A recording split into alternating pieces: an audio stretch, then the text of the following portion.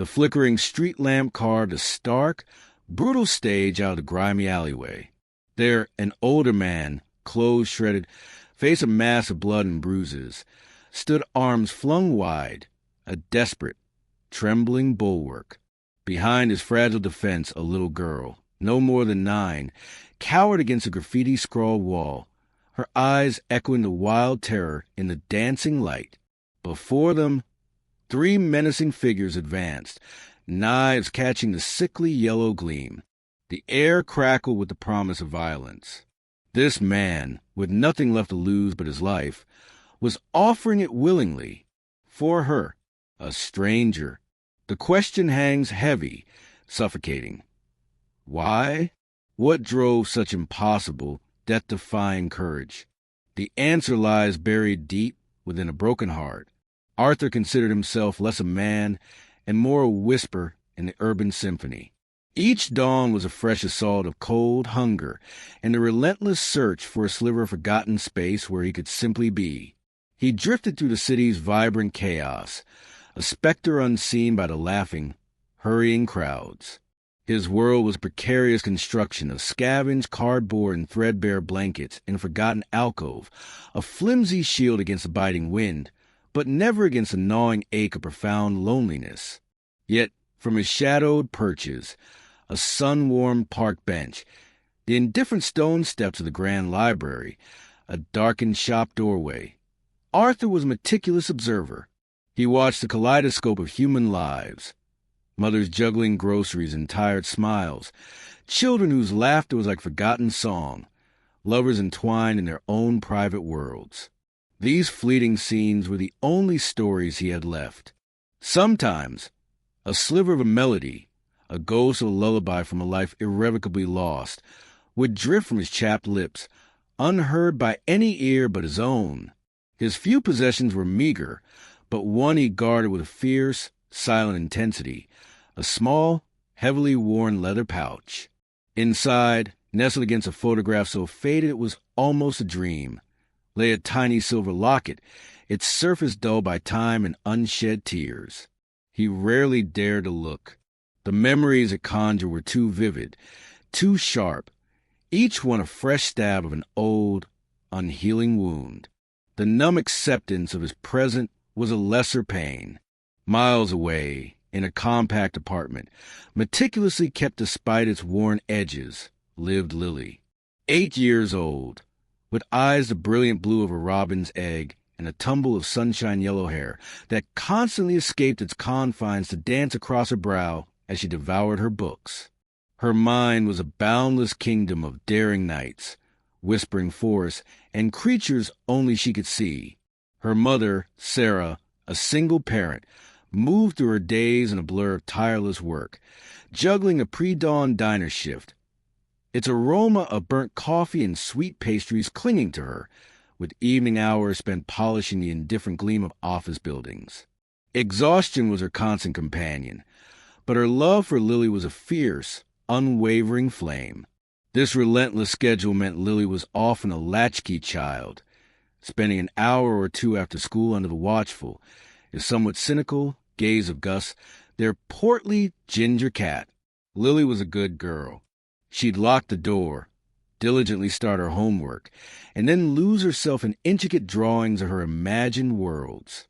Her route home from school sometimes took her past a small, unkempt park where Arthur often sat, a still, brooding figure on the edge of her vibrant world.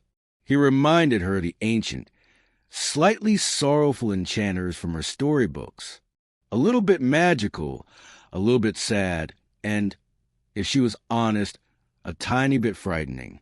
So, she'd usually quicken her pace, backpack thumping, her mind already leaping ahead to the printed adventures waiting in her room.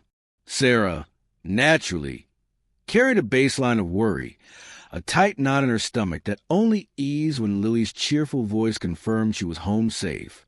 One Tuesday, the sky pressed down on the city, a bruised purple canvas threatening a deluge. The usual urban clamor felt subdued, holding its breath. Sarah's call came from the diner, her voice tight with stress. "Sweetheart, Mr. Henderson's taking a bad turn. I need to cover the rest of his shift. It'll be a few more hours. Can you be my brave little explorer? Doors locked. Stay cozy. I'll be there as fast as I can. I love you, Poppet. Lily, despite a pang of disappointment, tried to sound braver than she felt. Okay, Mommy, I love you more. Hurry home. But as the afternoon shadows stretched and deepened, the little apartment hummed with an unusual silence. Gus was a furry, unmoving lump, offering no distraction from the growing restlessness inside her. Lily remembered Maya, her best friend, chattering excitedly about a secret passage, a narrow alleyway behind a row of old, shuttered warehouses that cut the school walk in half. Her mother's warnings about straying from known paths echoed faintly, but Lily had just finished a book about a daring girl cartographer. Today, with Sarah so late and a spark of that story's adventurous spirit igniting her own, the thought of discovering this hidden route felt irresistible. Just a quick look, she whispered to Gus, who responded with a dismissive tail flick. It'll be my own little expedition. Arthur huddled deeper into his doorway. A few streets from Lily's intended detour, the discarded newsprint around his legs offering little defense against the damp, rising wind. Fat, splattering raindrops began to fall. He watched the sky bleed from gray to an ominous black, an old, familiar dread coiling in his gut. Bad weather always meant a worse night. That's when he saw her. The little girl with the sunshine hair, the one who always seemed to be rushing somewhere important. But today, she was alone, her small figure heading directly for the shadowed maw of Carver's Alley. A sudden, icy premonition seized Arthur, colder than the wind. He knew Carver's Alley. It was a place where darkness festered, where bad things happened. He'd seen shadows move there that weren't cast by any building, heard whispers that carried no human warmth. It was no place for a child, especially not as night began to claim the city.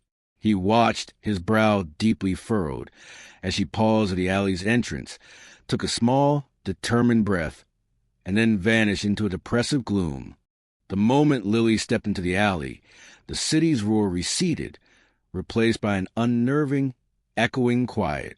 Only the drip, drip, drip from a rusted drain pipe and the unseen skittering of something in the deeper shadows broke the silence.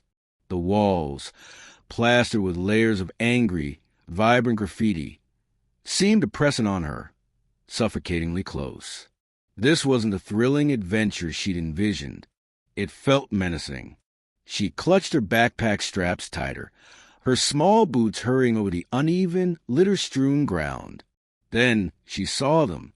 3 figures, older boys, emerging from the gloom by a stack of overflowing refuse bins. They straightened as she approached, a chilling, predatory stillness about them. "Well, now, what are we here?" one of them drawled, his voice like oil on gravel. Lily's breath hitched. They were blocking her path, their eyes flat and cold. "Looking for something, little lamb?" Another sneered, taking a deliberate, slow step towards her. Panic, sharp and metallic, flooded her senses. She tried to call out, but her voice was trapped, a strangled knot in her throat. "Mommy, Gus," her safe, warm room, all a world away.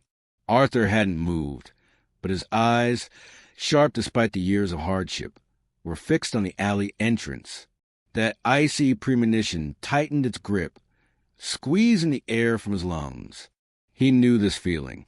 He'd felt it once before, a lifetime ago, and his failure to act then had shattered his world. He would not let that happen again. He shoved himself upright, his joints screaming in protest. Every frayed nerve, every instinct honed by years of brutal self-preservation, shrieked at him to stay hidden, to remain a ghost, to survive. He was old, brittle, no match for youthful malice. What foolishness was this? But then a tiny choked sound, almost swallowed by the wind, a whimper of pure, unadulterated terror. drifted from the alley. It sliced through Arthur's carefully constructed apathy like a shard of glass. It was the sound of a breaking heart. He began to move, a shambling, awkward gait at first, then with a desperate, reckless momentum, his battered shoes slapping a frantic rhythm on the wet, slick pavement. "Got anything nice in that bag for us, little girl?" The first youth sneered, his hand darting out, snatching at Lily's backpack strap. His grimy fingers brushed her arm. Lily recoiled as if burned, a small, terrified sound escaping her. She squeezed her eyes shut, bracing for whatever came next. "Leave her be." The voice was a ragged rasp, weathered and hoarse, but it slashed through the tents, charged air with the force of command. Everyone froze. The youth spun around, surprise and then contempt twisting their features. Lily's eyes flew open. There, at the alley's entrance, framed against the dying light, stood the old man. Arthur. He seemed impossibly frail. Yet there was a fire in his sunken eyes, a terrifying stillness in his battered frame that made him seem larger than life. "Well, if it isn't Father Time himself," the lead thug jeered, a cruel smirk spreading across his face. "Come to tuck us in? Beat it, old man. This ain't your concern." Arthur took another painful step, deliberately placing his frail body between Lily and her tormentors. His heart hammered a wild tattoo against his ribs, but his voice, when it came, was surprisingly firm. "I said, let the child go. Now!" The youths exchanged sneering glances. "Or what, Pops? You gonna hit us with your walking stick?" The boldest one, a wiry figure with dead eyes, gave Arthur a vicious shove. Arthur staggered, his back slamming against the cold, unforgiving brickwork, a galaxy of pain exploding in his shoulder. But he didn't go down. He just pushed himself upright, his gaze, unwavering, locked on them. "Run, little one," he gasped, not daring to look at Lily, but pouring all his will into that one command. "Run now." Lily was trapped in a nightmare, her feet rooted to the spot. The old man, he was trying to save her.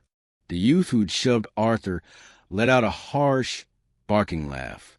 "Not so chipper now, are we, Grandpa?" He advanced, and something glinted in his hand. A knife, its blade catching the faint light, hungry and cruel. The other two spread out, their earlier amusement hardening into brutal intent. This was real. This was happening. Fear, cold and absolute, finally shattered Lily's paralysis. Arthur's desperate cry, "Run," jolted her into motion. She spun and fled, small legs churning, hot tears blinding her, not looking back. She didn't see the first sickening blow connect, sending Arthur to his knees. She didn't see him claw his way back up, blood pouring from his split lip, a crimson river in his gray beard. She didn't witness him, with a guttural roar that seemed dredged from the very depths of his soul, throw himself at the youth with a knife, not to fight, but to buy her escape. He was a storm of desperate, clumsy defiance, a broken scarecrow against a pack of wolves. He took punches that would have crippled a stronger man, each impact a fresh wave of agony, but he stayed between them and the memory of Lily's retreating form. His only thought, a burning brand against the pain. Keep her safe, keep her safe. A searing, white-hot pain lanced his side, then another his arm. He gasped, his vision blurring, but he pushed, he fought, he endured, creating a momentary chaos that gave Lily those vital, life-saving seconds. The grunts, the sickening thuds, the cruel laughter. It all faded as Lily burst from the alley's oppressive darkness onto a street teeming with oblivious life. She ran blindly, sobbing for breath, until a figure emerged from the evening haze, hurrying towards her, her face a mask of pure dread. Her mother. "Lily! Oh, my baby! Lily, what's wrong? You're hysterical. What happened?" Sarah's voice broke as she swept Lily into a crushing embrace. Through ragged sobs, Lily's story tumbled out, a terrifying jumble of Allie, bad Minnie, old man. He saved me, Mommy. They hurt him. They hurt him so bad. Sarah's heart turned to ice, gripping Lily's hand, her own terror battling a sudden, fierce surge of protective rage. She spun back toward the alley. Where, Lily? Show me. Quickly. As they neared the alley's entrance, two of the youths were just slinking out, their earlier bravado replaced by furtive, nervous glances. They spotted Sarah and Lily and instantly bolted, swallowed by the indifferent evening crowd. The third was gone. Sarah's breath hitched. She peered into the Stygian gloom. Arthur was a crumpled heap against the far wall, his head bowed, his breathing shallow and ragged. One hand was clamped to his side, and even in the dim, flickering light, Sarah could see the dark, ominous stain blooming through his tattered coat. His face was a geography of fresh bruises and bloody gashes. Lily cried out a small, wounded sound. Mr. Arthur. She pulled free from Sarah's grasp and rushed to his side. Arthur's head lifted slowly, his eyes struggling to focus. When he saw Lily unharmed, a ghost of a smile, or perhaps just a tremor of profound relief, touched his battered lips. "Safe, little bird?" he rasped, his voice barely audible. Sarah knelt beside him, her mind reeling. "We have to call an ambulance. You're seriously injured." Arthur tried to shake his head, a movement that cost him. "No hospital. I'm fine." He gritted his teeth, attempting to push himself up, but a sharp, involuntary gasp of pain betrayed him. Lily, tears streaming down her small face, fumbled in her pocket and pulled out her bright pink unicorn wallet. It held her entire fortune, a few carefully hoarded coins and a single creased $5 bill. She held it out to Arthur, her lower lip trembling. "For you, for the brave, for medicine." Arthur stared at the tiny, outstretched hand, at the child's luminous, tear-filled eyes. For a heartbeat, the filthy alley, the throbbing pain, the long, desolate years, all of it receded. He saw only her pure, unwavering compassion. A strange, forgotten warmth spread through his chest, a feeling he hadn't known in he couldn't recall how long. He gently, almost reverently, pushed her small hand away. "Keep your treasures, little bird. Seeing you safe, that's all the payment I need." Sarah, however, was firm. "You saved my daughter. I will not leave you like this. Please, let me help. There's a small clinic just a few streets over. They're good people. Or you can come back with us. Just for tonight. I can clean those wounds. You need food, warmth." Arthur hesitated. Trust was a rusted, broken thing within him. Kindness, in his experience, usually came at a hidden price, or worse, a pity that felt like another blow. But looking at Sarah's earnest, worried face and at Lily's steady, innocent gaze that held no judgment, only concern, the barricades around his heart began to tremble. The thought of a warm room, of gentle hands tending his injuries, it was an almost unbearable temptation. He was so profoundly tired of the cold, the hunger, the fighting, the crushing loneliness. He gave a slow, almost imperceptible nod. "All right," he breathed, "just for a little." The journey to Sarah and Lily's apartment was an ordeal. Arthur, leaning heavily on Sarah, fought for each step. Lily walked beside him, her small hand periodically reaching out to pat his arm, as if to reassure herself he was real. He was still there. Their apartment, though small, radiated a sense of sanctuary, a warmth and lived-in comfort that Arthur hadn't felt in what seemed like another lifetime. The air smelled faintly of cinnamon, old paper, and hope. Gus, the ginger cat, observed Arthur with undisguised suspicion from his throne atop the refrigerator, but offered no vocal protest. Sarah eased Arthur onto their well-loved, slightly sagging sofa, then bustled about, gathering her first aid kit, a basin of warm water, and clean cloths. Lily, her movements gentle and solemn, brought him a glass of water. As Sarah began to tend to his wounds, her touch surprisingly deft and soothing, the small living room filled with a heavy, charged silence. Arthur winced as antiseptic met a particularly vicious cut above his eye, but he remained stoic. Lily, perched on a low footstool, watched with wide, anxious eyes. "Why did you do it, Mr. Arthur?" she finally whispered, her voice small and fragile.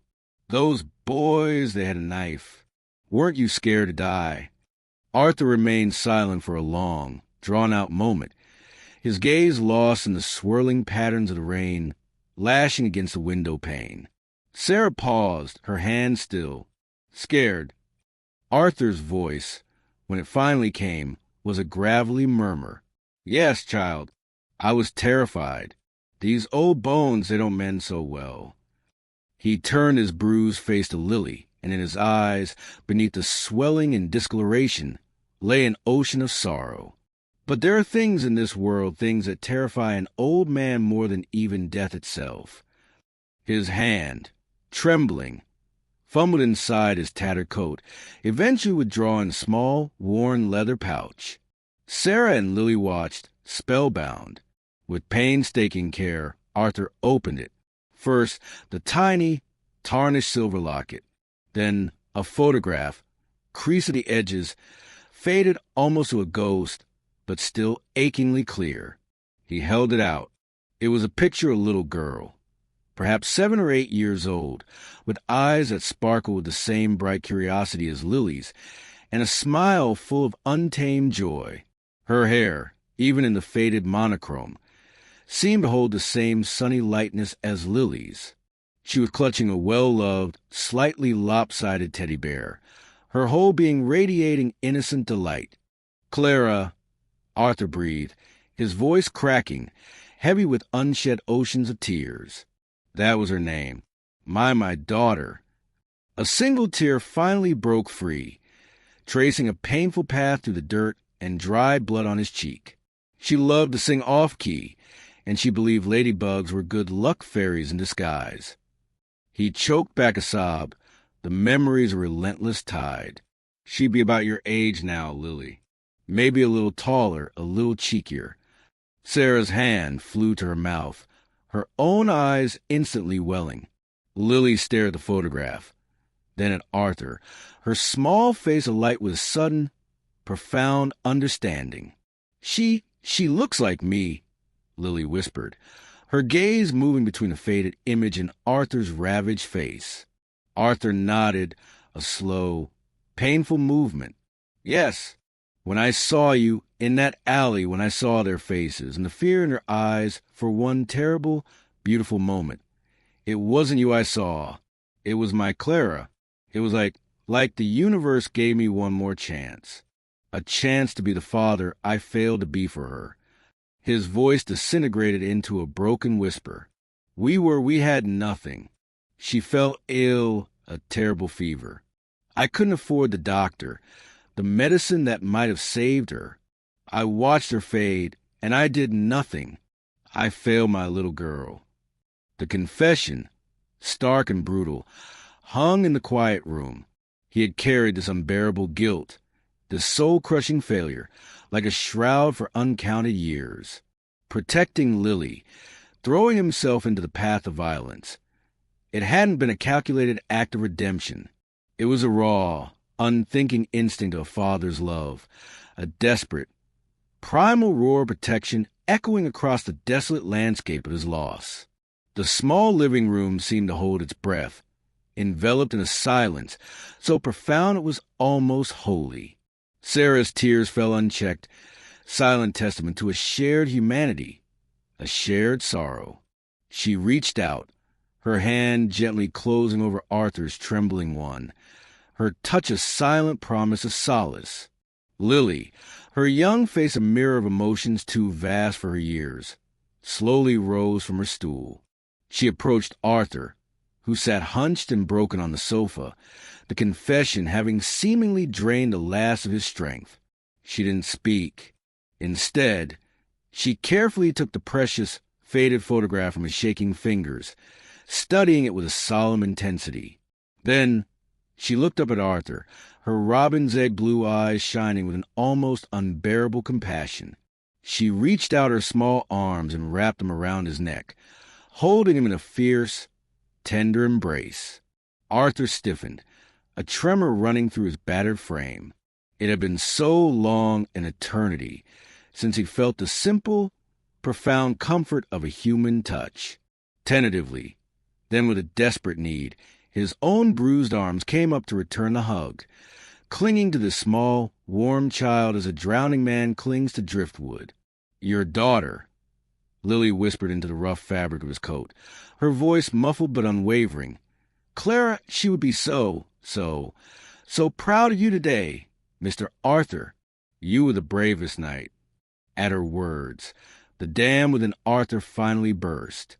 A sob, deep and wrenching, tore from his chest, followed by another and then a flood. The grief he carried in silence for decades, the aching loss, the suffocating guilt, the crushing loneliness, it all poured out in a cleansing, agonizing torrent. He wept into Lily's sunshine hair, his body shaking uncontrollably, while the little girl simply held him, her small, steady presence an anchor in the maelstrom of his sorrow.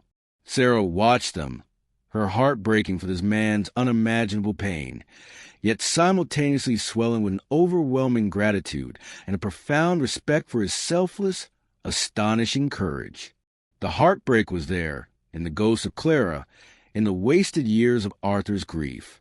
But the beauty, the undeniable, soul-stirring beauty, was in the enduring, unconquerable power of his love, a love that had compelled him to shield another child, a stranger, from the darkness, at the very precipice of his own end.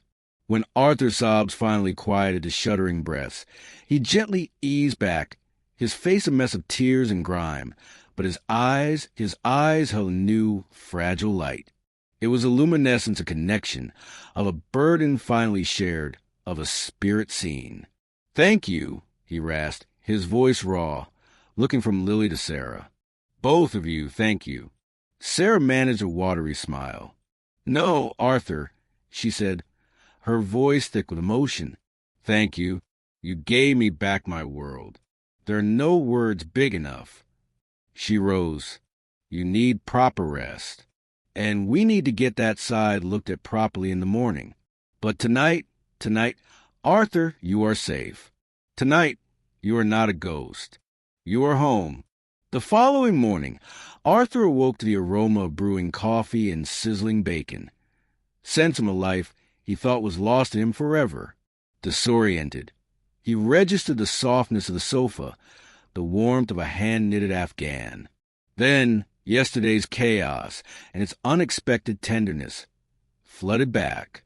He sat up, wincing, his body a symphony of aches, but the leaden weight that had burdened his soul for so long felt perceptibly lighter. Lily was at the small kitchen table, meticulously coloring, occasionally peeking up at him with a shy, radiant smile. Sarah stood at the stove, humming a cheerful, off-key tune.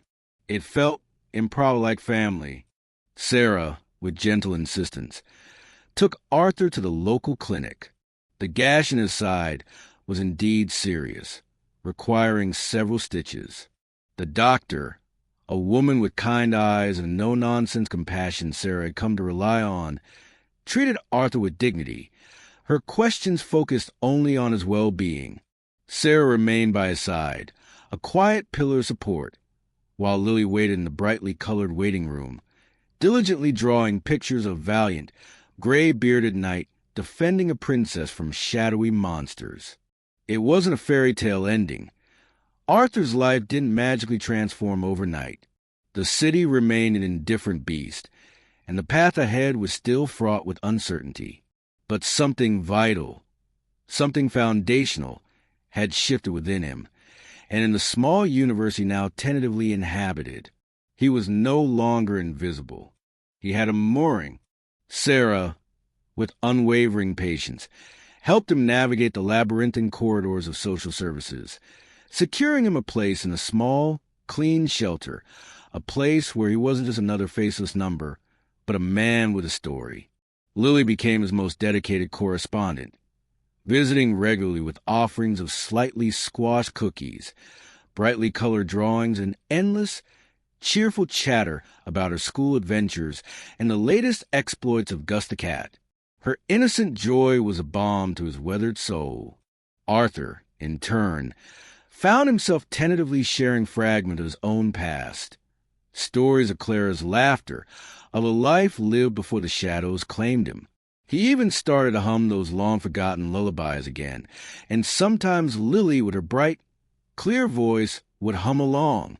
The extraordinary courage of a man who had lost everything, a courage born from the unquenchable fire of a father's love, had not only saved a child, but had also sparked the first, tentative embers of healing in his own shattered life, and in the hearts of the two souls he had so unexpectedly touched. It was a profound, luminous testament to the truth that kindness and bravery can blossom in the most desolate of landscapes, watered by the deepest sorrows. Arthur still walked a difficult road, but now he walked it with a flicker of renewed purpose in his eyes, warmed by the fragile, precious light of human connection. He had stared death in the face for Lily, and in that selfless act had stumbled upon a reason to truly live again. For Sarah and Lily, their world was irrevocably altered, enriched by the quiet dignity and profound humanity of an unlikely guardian, a man who had shown them that even the most forgotten soul can harbor a heart capable of the most magnificent love and the most breathtaking act of grace. The answer to why he risked it all was indeed heartbreaking, steeped in loss and regret, but it was also, in its quiet unfolding, a radiant story of redemption and the enduring, life-affirming power of a love that, even in the face of unimaginable darkness, refuses to be extinguished.